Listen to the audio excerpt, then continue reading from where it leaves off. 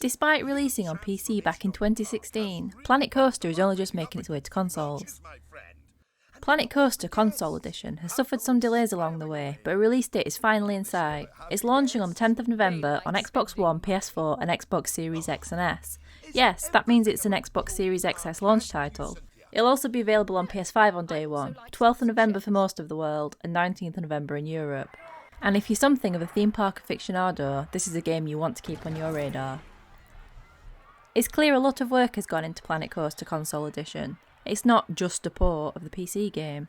It's a complex sim with lots of options and controls. Transferring those over to feel natural when using a controller is, I imagine, no easy feat.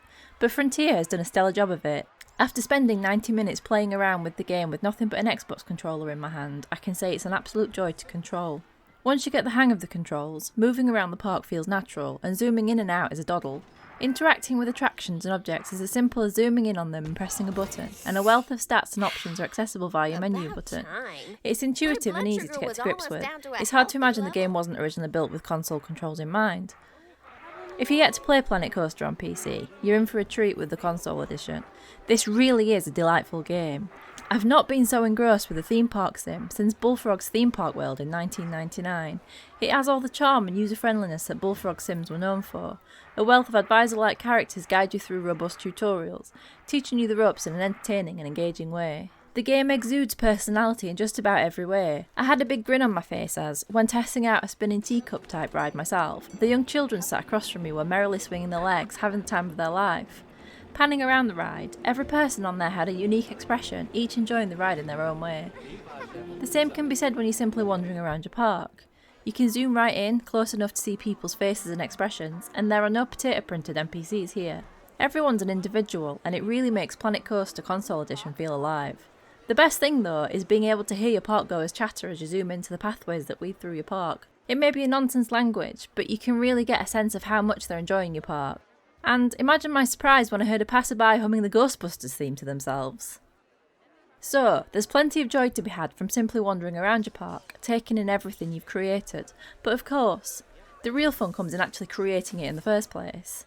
You can make your way through a number of campaigns, working towards certain goals, or jumping at the deep end, creating a park from scratch. Whichever way you decide to go, you'll still have a lot of creative freedom to create the park you want. Early tutorials are somewhat locked down in what's available to you, but they soon open up, giving you control over practically every minute detail.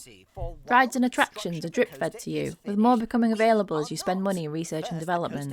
And while these may be the lifeblood of your theme park, you also need to consider food and drink vendors, the well-being of your staff, toilet facilities, having somewhere for your park visitors to sit and rest, and, of course, plenty of decorations to ensure your park is as pretty as can be. All of these things cost money, of course, and you'll forever be balancing your balance sheet against the well-being of your guests.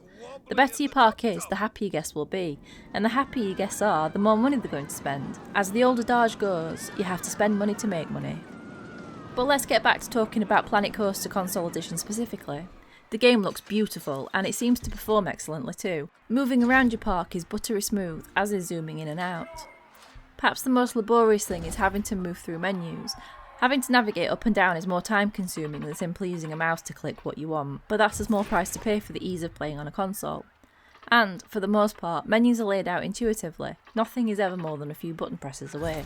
It's a game that can be as complex or as simple as you like it to be too. When it comes to building roller coasters or even simple attractions, you can use blueprints to place an existing design down. Or you can get stuck in full-on creation mode, stringing together elements to create your own from scratch. It's fiddly, but for those who want ultimate customization over their theme park, it's ideal. My preview time with Planet Coaster Console Edition may have been brief, and there's so much of the game I'm yet to experience, but it's left me very excited to play more. It's not a game I expected to be at the top of my most anticipated next-gen Day 1 releases, but here we are. Planet Coaster Console Edition launches on PS4, Xbox One and Xbox Series X and S on 10th of November, with a PS5 release following on the 12th of November.